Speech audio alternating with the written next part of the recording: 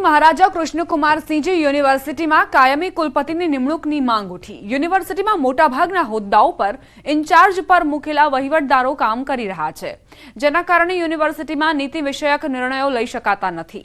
જો કે સરકારમાં કાયમી કુલપતિની નિમણૂક કરવા અગાઉ રજૂઆત પણ કરાઈ, તેમ છતાં તેનો કોઈ ઉકેલ નથી આવ્યો। જો કે ખુદ વાઇસ ચાન્સેલરની સીટ પણ ઇન્ચાર્જથી ભરાયેલી છે। એક તરફ યુનિવર્સિટી પરિસરમાં રોડ રસ્તાઓ જર્જરિત બન્યા છે, બીજી તરફ યુનિવર્સિટીને મળેલી લાખો રૂપિયાની ગ્રાન્ટ હજી પણ વણ વપરાયેલી હોવાનો આક્ષેપ થયો। ગુજરાત પબ્લિક એક્ટ લાગુ થયાને 1 વર્ષ થયું, પરંતુ હજુ પણ યુનિવર્સિટીના તમામ વિષયો માટેના બોર્ડની રચના પૂરી કરી શકવામાં નથી આવી। મહત્વનું છે કે વર્ષ 1978 થી 2024 સુધીમાં મહારાજા કૃષ્ણકુમારસિંહજી યુનિવર્સિટીમાં અત્યાર સુધી 34 વાઇસ ચાન્સેલર નિમાયા હતા, જેમાંથી 19 વાઇસ ચાન્સેલર ઇન્ચાર્જ પર હતા।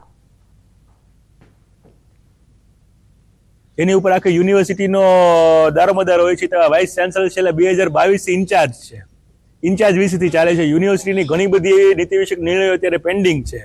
વીસી કોઈ પણ જાતના નિર્ણયો લઈ શકતા છે નહીં। યુનિવર્સિટીના મોટા ભાગના જે કોલેજો છે તેમાં ઇન્ચાર્જ પ્રિન્સિપાલથી ચાલે છે, એમાં કોઈ રેગ્યુલર પ્રિન્સિપાલ નથી। યુનિવર્સિટીને અત્યારે જોઈએ તો હાલત આ લોકોએ ખૂબ બદતર કરી દીધી છે। રોડ રસ્તાઓ જોવો તો છેલ્લા કેટલા વર્ષથી અમે વારંવાર રજૂઆત કરતા આવ્યા છીએ કે રસ્તાઓ સારા બનાવો, યુનિવર્સિટીની અંદર તો નથી બનતા। બીજા નંબરમાં વિદ્યાર્થીઓના જે પ્રશ્ન હોય, જે વાંચા આપવા માટે ઘણી વખત રજૂઆત કરી તો એનું કોઈ પરિણામ મળતું નથી। સરકારે ગુજરાતની નવવિકસિત પાલિકાને મનપામાં તબદીલ કરવાનું નક્કી કર્યું, ત્યારે આણંદ પાલિકાને મનપામાં તબદીલ કરવાની કામગીરી અંતિમ તબક્કામાં છે। જિલ્લાના વહીવટી તંત્રએ આ અંગે રાજ્ય સરકારે મંગાવેલી પૂરક વિગતો પણ મોકલી આપી છે। આણંદ મનપામાં ગામડી, જીટોડિયા સહિતના ગામોનો સમાવેશ થશે। આણંદ અવકુડામાં સમાવેશ થયેલ વિદ્યાનગર, કરમસદ અને બોરિયાવી પાલિકાઓનો પણ આણંદ મહાનગરપાલિકામાં સમાવેશ કરવામાં આવશે, પરંતુ આ તમામ પાલિકામાં વહીવટદારનું શાસન છે અને તેમની ચૂંટણી પણ ટૂંક સમયમાં જ યોજાવાની છે। જો આ ચૂંટણીઓ જાહેર થાય તો 3 પાલિકાનો સમાવેશ મનપામાં નહીં થશે, પરંતુ રાજ્ય સરકાર મનપાનું જાહેરનામું ચૂંટણી પહેલા બહાર પાડે તો 3 પાલિકામાં ચૂંટણી યોજાશે નહીં। ત્યારે લોકોની માંગણીને ધ્યાનમાં રાખી વહેલી તકે જાહેરનામું બહાર પાડવામાં આવે તે જરૂરી છે। રેવન્યુ હદ છે એને અડીને આવેલા ગામડી ગામ છે, મોગરી ગામ છે, જીટોડિયા ગામ છે, લાંભેલ ગામ છે, વગેરે ગામોને જોડવા માટે ખાસ અમે સાહેબને વિનંતી કરી હતી કે ભૌગોલિક રીતે હવે આની વચ્ચે કોઈ જગ્યા રહી નથી અને ત્યાં પંચાયતો હોવાને કારણે ત્યાંના સ્થાનિક લોકોને વધુ સુખ અને સગવડો મળી શકે। પ્રાથમિક સુવિધા, ગટર, પાણી, સ્ટ્રોમ વોટર લાઇન, વીજળી એ પણ પ્રાથમિક સુવિધા આપણે બહુ મોટા પ્રમાણમાં આપી શકીએ અને ત્યાંની પ્રજાની માગણીઓ સંતોષી શકે તે માટે સાહેબને અમે વિનંતી કરેલ છે। ગુજરાતના દરિયામાં બોટ ડૂબી હોવાના સમાચાર, અન્ય બોટે 8 ખલાસીઓને બચાવી લીધા। નવા બંદરની ફિશિંગની બોટ દરિયામાં ડૂબી, 12 નોટિકલ માઇલ દૂર ભારે પવનથી બોટ ડૂબી હોવાના સમાચાર। હરિઓમ નામની બોટ 8 ખલાસીઓનો બચાવ। દાવા પોકળ સાબિત થયા, 300 બાળકો ખુલ્લામાં અભ્યાસ કરવા મજબૂર। પાટણના રાધનપુરના પ્રેમનગર ગામની ઘટના, 8 વર્ષ બાદ પણ શાળામાં નવા ઓરડા નથી બન્યા। વર્ષ 2016માં જર્જરિત ઓરડા પાડી દેવાયા હતા। શાળામાં માત્ર 2 જ ઓરડા હોવાનું સામે આવ્યું। વિદ્યાર્થીઓને બે પાડીમાં બોલાવવામાં આવે છે। નવા ઓરડા માટે વારંવાર રજૂઆત છતાં પણ નિરાકરણ નથી આવી રહ્યું। રાજ્ય શિક્ષણ વિભાગ દ્વારા શિક્ષણનું સ્તર વધારવા અનેકવિધ પ્રયાસો કરવામાં આવી રહ્યા છે। સરકારી શાળાઓમાં પણ સ્માર્ટ ક્લાસરૂમ બનાવીને ગ્રામ્ય વિસ્તારમાં ગુણવત્તાસભર શિક્ષણ મળી રહે તેવા દાવા કરવામાં આવી રહ્યા છે, પરંતુ હજુ પણ અંતરિયાળ વિસ્તારની પ્રાથમિક શાળાઓની વરવી વાસ્તવિકતા કઈ રીતે અલગ સામે આવે છે તે જોઈ લો। શિક્ષણ વિભાગના તમામ દાવાઓ અહીં પોકળ સાબિત થતા હોય તેવી સ્થિતિ। આજે એ શાળા જુઓ કે જ્યાં શાળાના ઓરડા જર્જરિત હાલતમાં છે। છેલ્લા 8 વર્ષથી જમીનદોસ્ત કરી દેવામાં આવ્યા છે। વિદ્યાર્થીઓ મજબૂરીના માર્યા બહાર ખુલ્લામાં અભ્યાસ કરવા મજબૂર છે, પરંતુ નવીન ઓરડા નથી બન્યા।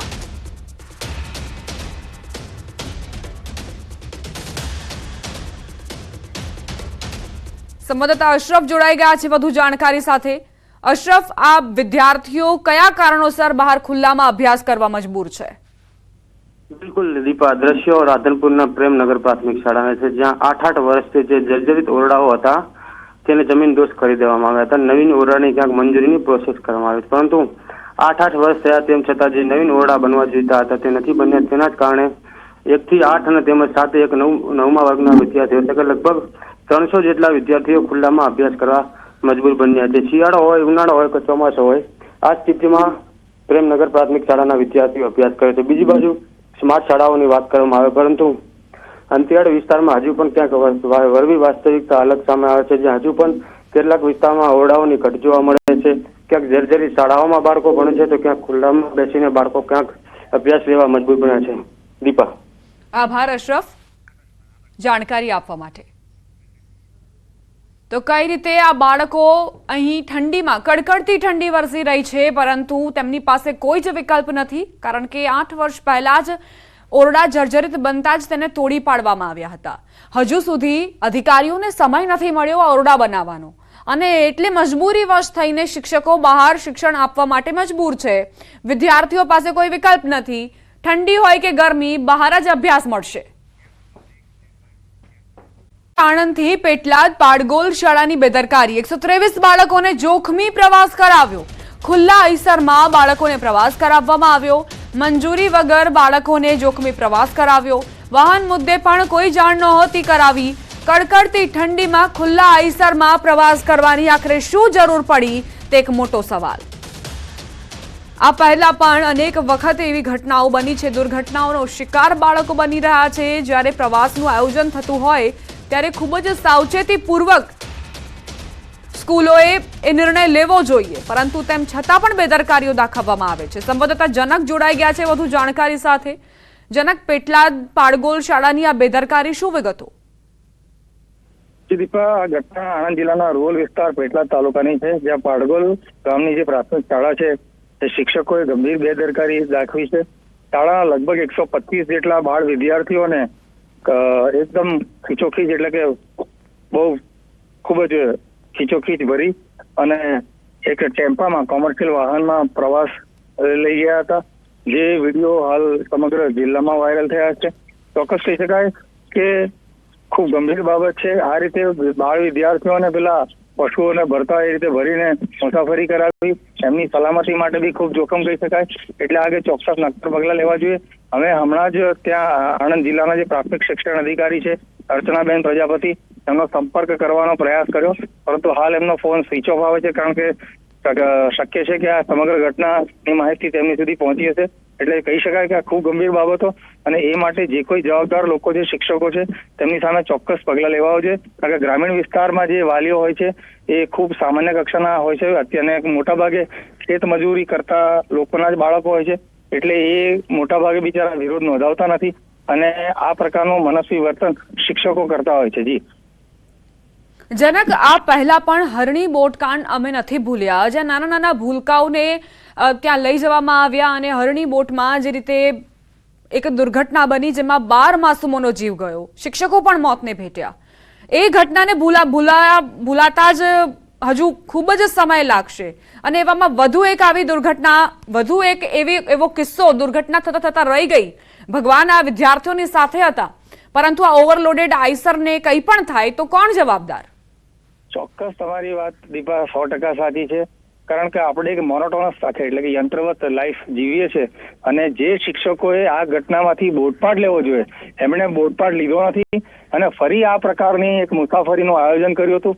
ખૂબ જ શરમજનક બાબત. અને આ અંગે રાજ્ય સરકારના પ્રાથમિક શિક્ષણ વિભાગ હોય કે માધ્યમિક શિક્ષણ વિભાગ હોય, એમણે ચોક્કસ નક્કર ગાઈડલાઈન બહાર પાડવી જોઈએ કે ભાઈ જ્યારે બી તમારે આ પ્રકારના કોઈ પ્રવાસનું આયોજન કરવું હોય તો વાલીઓની કન્સેન્ટ, લેખિત મંજૂરી લેવી, કયા વાહનમાં લઈ જશો, કઈ કઈ જગ્યાએ લઈ જશો, ત્યાં કેટલું રોકાણ કરશો, અને આ બધી જ વિગતો, ખાસ કરીને જ્યારે આવા વાહનોમાં જ્યારે મુસાફરી થતી હોય તો એ ડ્રાઈવર કોણ છે, કંડક્ટર, ટૂંકમાં તમામ કયા ટ્રાન્સપોર્ટેશનનો તમે ઉપયોગ કરવાનો છો, આવી સંપૂર્ણ માહિતીઓ પૂરી પાડવી જોઈએ. અને ચોક્કસ બાળકોને તમે પ્રવાસે લઈ જાઓ એ બહુ ખૂબ સારી વાત છે, પરંતુ એ અંગે જે સલામતી નું જે વિચાર કરવો જોઈએ એ વિચાર થતો નથી. આડેધડ આયોજનો થાય છે, અને આ અંગે શિક્ષકોએ પણ ગાફેલ ના રહેવું જોઈએ. કારણ કે સીધી વાત છે કે આવી મોટી ઘટનાઓ જો સર્જાય તો જે જવાબદાર શિક્ષકો છે તેમની સામે બી શિક્ષાત્મક પગલાં લેવાતા હોય છે.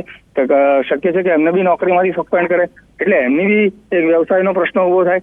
એટલે બધાની અનુકૂળતા માટે એક ચોક્કસ ગાઈડલાઈન જે રાજ્ય સરકારનો પ્રાથમિક શિક્ષણ વિભાગ છે એને બહાર પાડવી જોઈએ કે કોઈ પણ પ્રકારનું આ પ્રવાસનું આયોજન કરો, જિલ્લા બહાર કરો કે ગુજરાતની બહાર કરો, એની ના નથી, એનો વાંધો નથી. પરંતુ જે બાળકોને તમે લઈ જાઓ છો, જે બાળ વિદ્યાર્થીઓ અથવા તો વયસ્ક વિદ્યાર્થીઓને તમે લઈ જાઓ છો, એમની સલામતીનું શું?